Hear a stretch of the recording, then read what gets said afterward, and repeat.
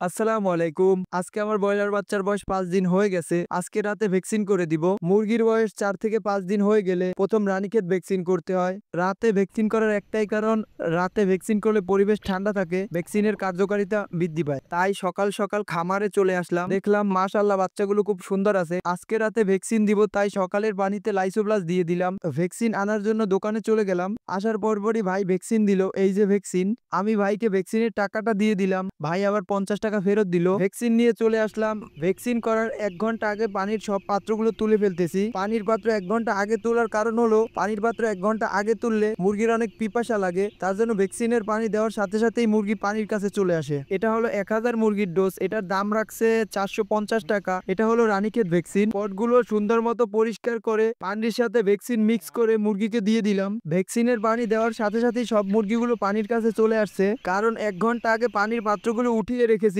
তাই মুরগির পিপাসা লাগছে। ভ্যাকসিন দেওয়ার পরপরই মুরগিগুলো নাড়াচাড়া করে পানি খাওয়াইতেছিলাম। নাড়াচাড়া না করলে মুরগি পানি খাইতে চায় না। ভ্যাকসিন করার ১ ঘন্টা পর পানির পাত্র তুলে ফেলতেছি, কারণ ১ ঘন্টা পর ভ্যাকসিন মিশ্রিত পানি দেওয়া ঠিক না। রাতে পানির সাথে এডি3 দিব, কারণ এডি3 দিলে ভ্যাকসিনের কার্যকারিতা বৃদ্ধি পায়। এটা দেওয়ার নিয়ম হলো প্রতি ১ লিটার পানিতে ১ ml। আজকে এই পর্যন্তই। সবাই ভালো থাকবেন, সুস্থ থাকবেন। আল্লাহ হাফেজ।